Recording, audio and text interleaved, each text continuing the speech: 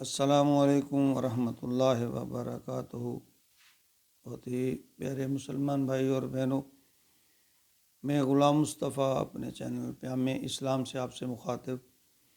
درس قرآن کے سلسلہ میں آج کا ہمارا سبق سورۃ النساء آیت نمبر 166 اور 167 پر مشتمل ہے۔ اعوذ باللہ من الشیطان الرجیم، بسم اللہ الرحمن الرحیم۔ لیکن اللہ یشہد بما انزل الیک انزلہ بعلمہ والملائکۃ یشہدون وکفی باللہ شہیدا۔ ان الذین کفروا وصدوا عن سبیل اللہ قد ضلوا ضلالا بعیدا۔ ان آیت مبارکہ کا شان نزول جو ہے، ابن عباس رضی اللہ تعالیٰ عنہ روایت فرماتے ہیں کہ یہودیوں کی ایک جماعت رسول اللہ صلی اللہ علیہ وآلہ وسلم کے پاس گئی تو آپ نے فرمایا، تم اچھی طرح جانتے ہو کہ میں اللہ کا رسول ہوں، لیکن انہوں نے انکار کیا۔ تو جو اس پر اللہ نے یہ گواہی دی کہ اللہ نے اپنے علم و حکمت کی بنا پر یہ قرآن نازل فرمایا، اور اس میں ماضی کے واقعات اور مستقبل کے متعلق پیش گوئیاں ہیں، فرشتوں کی گواہیاں ہیں اس میں۔ تو اللہ فرما رہے ہیں لیکن اللہ یشہد، لیکن اللہ گواہ ہے، بما انزل، جو اللہ نے اتارا الیک، اے نبی آپ کی طرف، انزلہ بعلم، اللہ نے اتارا اپنے علم سے، وملائکۃ یشہدون، اور فرشتے بھی اس پر گواہ ہیں۔ اللہ فرماتے ہیں میں بھی اس پر گواہ ہوں اور فرشتے بھی اس پر گواہ ہیں۔ وکفی باللہ شہیدا، اور گواہ ہونے کے اعتبار سے اللہ کا، یعنی اللہ کی گواہی کے بعد اب کس کی گواہی کی کوئی کسر باقی ہے؟ اللہ فرما رہے ہیں ان الذین کفروا، بے شک جو لوگ کفر کیا، جنہوں نے انکار کیا، وصدوا عن سبیل اللہ، اور روکا اللہ کی راہ سے خود کو بھی اور دوسروں کو بھی، قد ضلوا ضلالا بعیدا، وہ بہت دور کی گمراہی میں جا پڑے۔ یعنی آخری رسول کے آ جانے کے بعد جو لوگ اور کفر پر پھر بھی اڑے رہے، اللہ کی راہ سے رکے رہے یا روکتے رہے، تو اللہ فرما رہے ہیں پھر وہ ایسی بھٹک، ایسی بے راہ روی کا شکار ہوئے کہ اب کبھی انہیں جو ہے وہ رستہ نظر نہیں آئے گا۔ انسان جوں آیت قرآنی پر غور کرتا ہے تو نئے حقائق جو ہیں اس کے سامنے آنے لگتے ہیں۔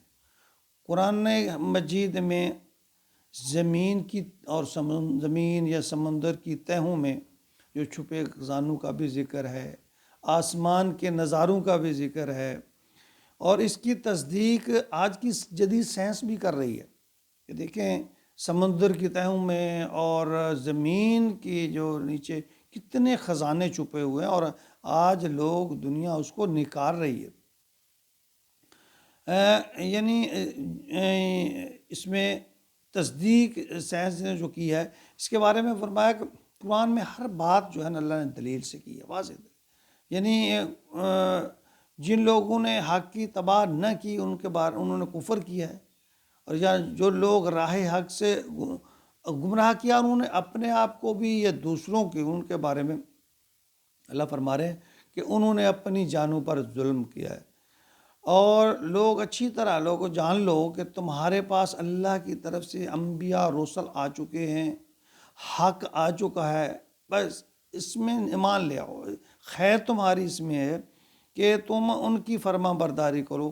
اللہ رب العالمین فرما رہے ہیں کہ میں نے محمد صلی اللہ علیہ وسلم کو خاتم النبیین بنا کر لوگوں کی طرف بھیجا، اور اس طرح اپنے کلام ان کی طرف جو اپنا میں نے وحی کیا ہے، جس طرح میں نے اللہ کی ذات تمام، اس میں اللہ فرمایا سابقہ رسل جو ہیں ان کی طرف میں وحی کرتا رہا اپنا کلام، باتیں، اور ساتھ ہی ساتھ اس کے صحیح اور سچ ہونے کی گواہی دی اللہ نے خود، اس کے صحیح اور سچے ہونے کی۔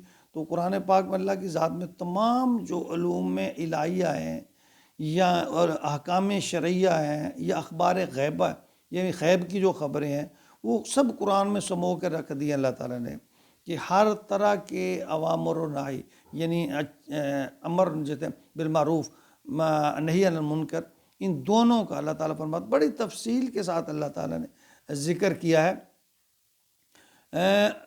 اور جس نے اللہ کی اس دعوت پر لبیک کہتے ہوئے اس کی تصدیق کی، اس پر عمل کیا، تو وہ اللہ کا دوست بن گیا، اور جس نے اس کو انکار کیا، اس کو جھٹلایا، اس کے ساتھ عداوت کی، صاف ظاہر ہے وہ اللہ کا دشمن ہے، بلکہ وہ خود اپنا دشمن ہے۔ سورۃ آل عمران آیت نمبر 18 میں اللہ رب العزت نے اسی طرح شہادت کے بارے میں فرمایا کہ شاہد اللہ انہ لا الہ الا هو الحی القیوم، شاہد اللہ انہ لا الہ الا هو، شاہد اللہ انہ لا الہ الا هو والملائکۃ واولو العلم قائما بالقسط لا الہ الا هو العزیز الحکیم۔ اللہ فرما رہے ہیں کہ اللہ بھی گواہی دیتا ہے، اللہ کے فرشتے بھی گواہی دیتے ہیں، اور صاحب علم لوگ بھی اس بات کی گواہی دیتے ہیں کہ اللہ سچ ہے، اللہ حق ہے، اور عزیز و زبردست حکمت والا ہے اللہ۔ تو اللہ تعالیٰ کی شہادت سے بڑھ کر اب کس کی اور بات ہو سکتی ہے؟ وَكَفَى بِاللَّهِ شَهِيدًا، کہ اللہ کی بات سے بڑھ کر کس ہے؟ اللہ کی اسی کفایت کرنا چاہیے۔ قرآن پاک پر عمل نہ کرنے پر اس کے جو نقصانات ہیں، اچھا اس میں ایک بات یہ بھی ہے کہ قرآن پاک پر عمل نہ کرنا بھی یوں کہہ لیں کہ اس کو جھٹلانے کے برابر ہے۔ ایک آدمی اس قرآن پاک کی بات پر عمل نہیں کرتا کہ وہ ایک طرح سے وہ قرآن کو جھٹلا رہا ہے، تو اس کے لیے ضروری ہے کہ قرآن کو سمجھا جائے۔ قرآن کو طوطے کی طرح پڑھنا ٹھیک ہے، پڑھنے کا ثواب اللہ تعالیٰ نے جو فرمایا یا نبی پاک صلی اللہ علیہ وسلم کا حدیث مبارکہ سے جو ملتے ہیں، اس میں کوئی ڈاؤٹ نہیں ہے، شک نہیں ہے، ثواب ہے، لیکن اصل جو ثواب ہے جس کے بارے میں نبی پاک صلی اللہ علیہ وسلم نے فرمایا، اس کو سمجھ کے پڑھنا ہے، جو کہ آج ہمارے پاس اس کا فقدان ہے۔ ہم قرآن کو پڑھ رہے ہیں، اچھا دیکھیں ایک کوئی بھی ایک دنیاوی چیز ہے، ہم اس کو کسی ہسٹری کو، کسی کہانی کو پڑھ رہے ہیں، اور اس کا بات ہمیں سمجھ ہی نہیں آ رہی کہ یہ کیا کہنا چاہ رہا ہے، تو اس کے پڑھنے کا فائدہ نہ اس میں دلچسپی ہوگی، نہ اس کے پڑھنے کا ہم کو نتیجہ نکال سکیں گے، جب تک ہمیں اس کی اثر روح کا نہیں پتہ چلے گا۔ تو اسی طرح قرآن کا مفہوم جب تک ہم نہیں سمجھیں گے، اس وقت تک قرآن کو اسی طرح خالی پڑھنا کوئی اتنا فائدہ مند نہیں ہوگا۔ قرآن کو سمجھ کے پڑھنا چاہیے۔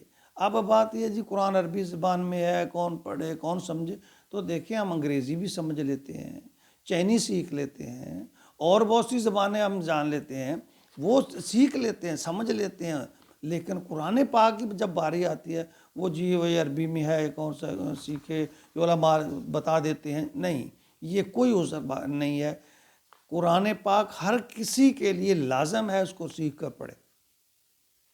تو جب ہم اس کی طرف چلیں گے تو اللہ تعالیٰ ہماری راہیں کھول دے گا۔ اللہ تعالیٰ ہمیں قرآن کو سیکھ کر پڑھنے کی توفیق عطا فرمائے، اور پھر اس پر عمل کی بھی توفیق عطا فرمائے۔ آمین یا رب العالمین۔